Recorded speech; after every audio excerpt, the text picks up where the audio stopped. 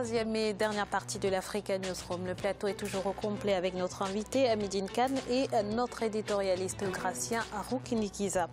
L'actualité économique à présent, pour faire face à la crise économique, le gouvernement tchadien a décidé d'opérer des ponctions dans les salaires de l'administration publique. Les fonctionnaires se verront donc retirer certains privilèges. On fait le point tout de suite avec Deogracia Spodo.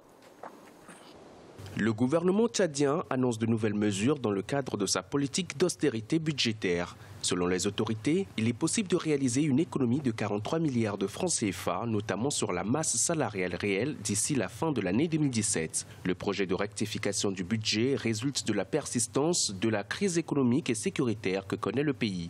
L'État prévoit donc, entre autres, un gel des avancements statutaires des fonctionnaires et agents de l'administration publique, une réduction du montant de crédit ouvert au titre de dépenses communes ou encore un gel des frais de transport des fonctionnaires de juin à décembre 2017. Les projections de la masse salariale réalisées sur la base des salaires effectivement versés à la fin mai 2017 font ressortir une augmentation de 20,2%. Cette révision du budget initial s'inscrit dans le cadre de l'engagement pris par notre pays de conclure un nouveau programme avec le Fonds monétaire international appuyé par la facilité élargie des crédits. Il y a quelques années, les autorités tchadiennes ont entrepris des recrutements massifs dans l'administration publique. Estimée à plusieurs milliards de francs CFA chaque mois, la masse salariale s'est accrue, limitant par conséquent les marges de manœuvre du gouvernement en matière de développement et d'investissement. Aujourd'hui, il ressort que le budget initial s'établit en ressources à 692 milliards de francs CFA et en dépenses à 937 milliards de francs CFA, avec un déficit prévisionnel de 244 milliards de francs CFA. Ça peut être une mesure conjoncturelle qui peut porter des fruits à partir du moment où elle libère de la trésorerie pour un investissement dans d'autres projets. Mais cette mesure est aussi une mesure qui a un impact social très fort. Il y a un risque que l'utilisation de la variable masse salariale en la contractant à la baisse, en diminuant de manière drastique les salaires, puisse créer des remous sociaux qui vont menacer la paix et la stabilité du Tchad. Le projet de rectification du budget 2017 de l'État tchadien reflète la crise économique et sécuritaire auquel fait face le pays depuis quelques années. Selon le Fonds monétaire international, le déficit budgétaire du Tchad est passé de 9% à 12,5% entre 2015 et 2016. Le gouvernement estime donc que le recours à un collectif budgétaire s'avère nécessaire. Alors, Gracien, le Tchad espère ainsi 43 milliards de francs CFA d'économie. On imagine que les coupes vont être très importantes. Oui, surtout que c'est un pays qui veut éviter la dépression, donc qui veut retrouver la croissance. Ils étaient dans le sens négatif, disons, de la croissance. Et alors, là, il y a la question qui est posée. Il y a, dans l'économie, on parle il y a des gens qui disent que la croissance est offerte par l'offre, et d'autres disent par la demande. Mais cette fois-ci, si on retire de l'argent aux fonctionnaires pour consommer, c'est-à-dire que les 43 milliards vont manquer à la consommation, c'est-à-dire à l'économie, il y a des gens qui ne vont plus produire, il y a des gens qui ne vont plus vendre. C'est-à-dire que cette mesure risque d'avoir l'effet inverse? Justement, il y aura des effets inverses, il va y avoir, l'économie va baisser et les recettes aussi vont baisser. Il suffit de voir, il y aura pas de TVA sur les 43 milliards. Donc, il y aura un manque à gagner de l'État. Donc finalement, je pense que c'est une mauvaise mesure. Même quand on se retrouve dans cette situation, autant prendre d'autres mesures que de diminuer la consommation des citoyens. Alors, Monsieur Kane, le climat social est déjà relativement tendu au Tchad. Est-ce que cette mesure ne va pas finalement jeter de l'huile sur le feu? Bon, je crois que les Tchadiens maintenant sont habitués et puis c'est un peuple qui est sage parce que c'est un peuple sahélien et réfléchi. Je crois qu'ils sont... ils peuvent dire que ils sont déjà bien entamés depuis des années et maintenant il faudra qu'ils continuent justement à persévérer parce que les prix du pétrole, le Tchad ne se basait que sur le prix du pétrole qu'ils exportent. C'est-à-dire que dans la conjoncture actuelle, le gouvernement tchadien n'a pas le choix. N'a pas le choix et puis il faudra que justement que la masse salariale soit bloquée.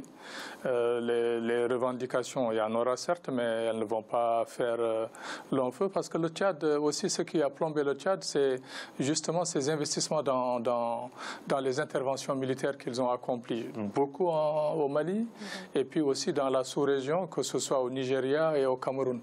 Et ça, ils ont pris de leurs fonds, hein. Ça veut dire qu'ils n'ont pas été financés par l'extérieur. Donc les Tchadiens ont pris dans leur caisse et ils ont financé ces opérations. Et au Mali, ils ont financé énormément et puis ils ont amené beaucoup de combattants. Ce qu'on ne dit pas assez, c'est qu'au Mali... C'est-à-dire que le Tchad paie le prix aujourd'hui de son engagement militaire? Absolument, de son engagement militaire, mais c'est l'une... On ne peut pas négliger aussi une mauvaise gestion de la manne non, pétrolière. il y a une mauvaise gestion. Ça veut dire qu'il y a une gabegie, c'est vrai. Il y a une gabegie, ça, c'est pas seulement ces 10 dernières années, c'est depuis une vingtaine ou une trentaine d'années, ça. On le reconnaît, c'est dans beaucoup de pays africains, il y a une gabegie, mais il faudra reconnaître aussi qu'ils ont investi massivement dans l'appareil militaire et puis ils ont secouru quand même le Mali. Parce que les engagements qu'ils ont faits dans le nord du Mali, dans l'Adrar malien. Ce n'est pas seulement les forces françaises, on en parle beaucoup, mais eux, ils ont beaucoup payé.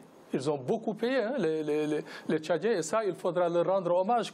Peut-être que dans les années à venir, quand il y aura des éclaircies, le Mali rendra justement la monnaie au Tchad, parce que les Tchadiens se sont beaucoup engagés. Contrairement aux Ouest-Africains, c'est les Tchadiens qui sont venus à la rescousse du Mali. Alors, pour revenir au sujet, cette collecte budgétaire, Gratien s'inscrit dans le cadre de l'engagement pris par le Tchad de conclure un nouveau programme avec le Fonds monétaire international. Qu'est-ce que cela vous inspire? Est-ce que le Fonds monétaire international prend toujours des décisions qui sont favorables finalement à nos États? On peut se poser la question quand on voit la situation en Égypte. Là, finalement, on fait un retour aux années 80, les temps d'ajustement structurel qui sont passés en Afrique, dictés par le FMI. Le FMI, on sait bien, le FMI ne connaît qu'une seule chose, c'est de diminuer la masse, disons, la masse salariale, diminuer la consommation des citoyens. En fin de compte, on peut se dire que le FMI applique un mauvais capitalisme qui n'est même pas appliqué dans les pays occidentaux. On demande à appauvrir sa population et on ne montre pas les recettes pour redémarrer l'économie. Tous les pays qui ont appliqué les recettes du FMI ne sont jamais relevés. Ils se sont relevés quand ils ont abandonné ces recettes. Et voilà un pays comme le Tchad qui s'achemine justement dans la voie du FMI. Et on ne sait pas où il va. Mais d'ailleurs, les grands économistes, les économistes en chef au FMI le disent souvent, le disent que la politique qu'ils prônent à l'égard de certains États, c'est de mauvaises politiques économiques. Ils le reconnaissent. C'est pour maintenir les Africains dans la demande. Oui, mais ils le reconnaissent. Donc c'est les grands. Finalement, c'est à nos États de prendre leur responsabilité. C'est aux États de refuser. De chercher autre part des investissements.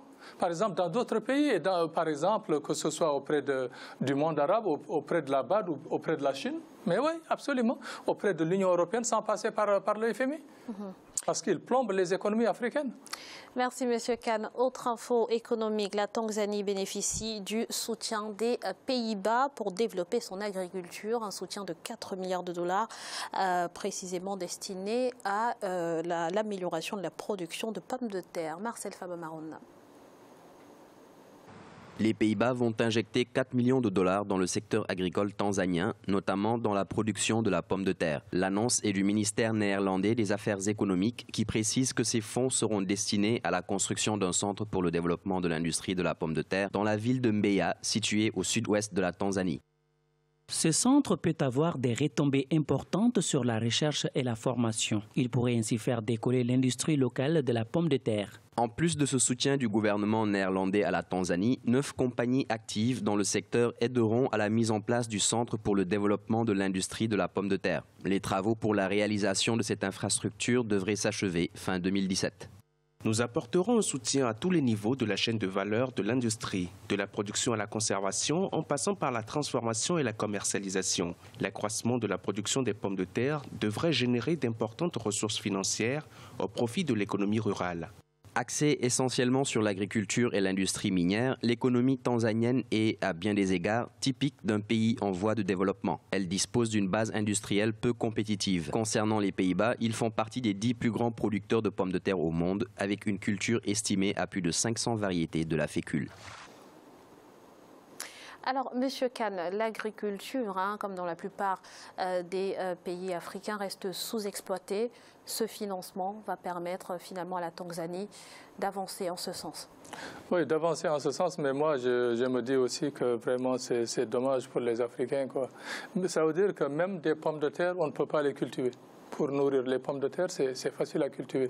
Ça veut dire à l'hectare, en Tanzanie, c'est 8 tonnes à l'hectare. Alors qu'ici en Europe, c'est à peu près 30 tonnes à l'hectare. Ça veut dire que les semences ne sont pas bonnes. En Tanzanie, on utilise 4 sortes de semences. 4 sortes. Alors qu'aux Pays-Bas, il y a 500 sortes. 500 sortes.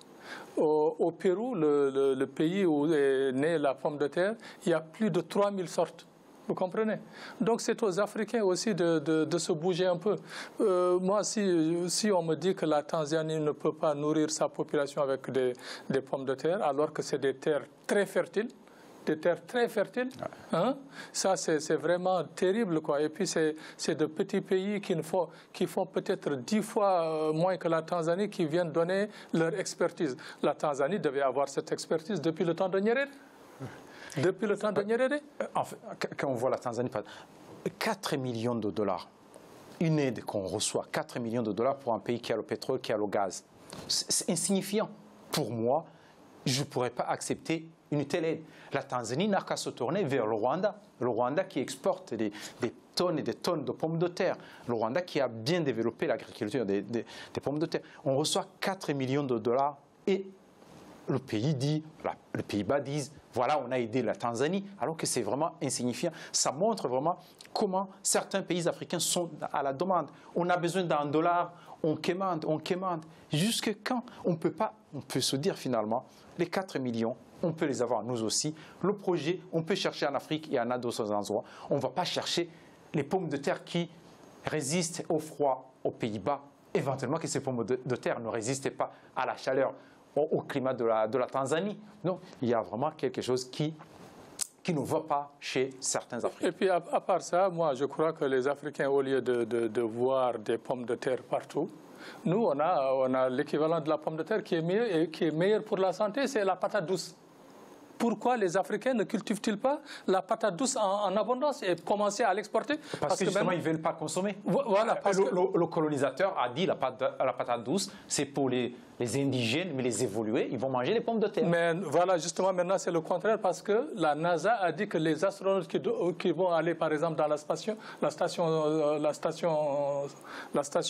comment on appelle ça? Voilà, la station... Voilà, non, la station internationale, justement, amèneront des patates. Et puis maintenant, dans le sud de la France, on commence à cultiver des patates. Pourquoi les Africains qui ont cette capacité, cette potentialité, ne la cultivent-ils pas? C'est ça la problématique, justement. Il faudra que les Africains se mettent à la patate douce, au lieu d'importer, par exemple. Justement, ça va aussi creuser la balance commerciale africaine. Voilà. Merci. 67 millions de dollars, c'est notre chiffre du jour et il correspond au montant que la Société financière internationale devrait accorder au groupe UBA pour soutenir les petites et moyennes entreprises sur le continent. Gratien, les banques exigent parfois des garanties difficiles pour apporter par les demandeurs de crédit. Cet appui vient s'ajouter à 150 millions de dollars déjà mobilisés par le groupe UBA. C'est un soulagement pour les PME. On peut dire un soulagement, mais ce qui manque, ce n'est pas l'argent. Disons, ils vont baisser le taux d'intérêt. Ce qui manque pour les PME, il y a 2 choses qui manquent pour moi. Il y a les idées nouvelles qui peuvent se vendre, qui peuvent intéresser les consommateurs, surtout les consommateurs africains. 2, c'est la garantie. On a un prêt. Les banques vont dire, même si on a de l'argent, on ne peut pas vous prêter de l'argent parce qu'on n'a pas de garantie. Je pense que plutôt, on devrait s'acheminer vers plus de garanties, de couverture de ces entreprises pour que ces entreprises puissent avoir des prêts et non pas dire on a de l'argent pour leur prêter. Et en fin de compte, les entreprises ne sont pas solvables ou éventuellement n'ont pas assez de produits qui sont rentables pour qu'on puisse les financer. Monsieur Kane, UBA est tout de même la banque la moins chère, il faut le signaler pour les petites et UBA, c'est la banque la moins chère. Et puis justement, cet emprunt, c'est pour ces filiales qui sont au Cameroun, au Ghana, au Sénégal et puis au Libéria. Vous comprenez? Et puis, c'est la banque qui prête le mieux aux petites et moyennes entreprises. Cause pour laquelle, d'ailleurs, ils avaient été nominés comme meilleure banque. Parce que les autres banques, comme vous l'avez dit, veulent des gages, alors que les petites et moyennes entreprises africaines ne peuvent pas donner des gages. Elle, justement, cette United Bank of Africa dit aux petites et moyennes entreprises, vous pouvez emprunter à des taux moindres et puis les garanties seront moins draconiennes que les autres banques. Donc je crois que ça, c'est un avantage et puis c'est une situation ou une solution à saluer. Et puis, c'est en accord finalement avec la vision et l'ambition de Tony Elumelu qui est de soutenir l'entrepreneuriat. Voilà. Oui, c'est une vision, de cette banque. Je pense que le mieux aussi serait, bon, on demande peu de garanties, il devrait y avoir beaucoup plus d'accompagnement parce qu'il y a beaucoup de PME qui produisent normalement d'une façon traditionnelle, mais qui aimeraient avoir un accompagnement technique, pas seulement un accompagnement financier que fournissent ces banques. Merci pour toutes ces précisions, Gratien. C'est à présent la fin de cette émission qui marque également la fin de notre semaine spéciale Grand projet ferroviaire en Afrique. Notre prochain volet sera consacré à l'Afrique centrale. Quelle perspective après le pétrole? Eh bien, nous en parlerons sur ce plateau. Monsieur Hamidine Kane, merci d'avoir été avec nous. Je vous remercie vivement. Je rappelle que vous êtes donc économiste et docteur en intelligence économique. Gratien, merci également d'avoir été sur ce plateau. Merci Graziella, bonsoir à tous. Et merci à vous, chers téléspectateurs, de nous avoir suivis. Dans quelques instants, le journal de la rédaction.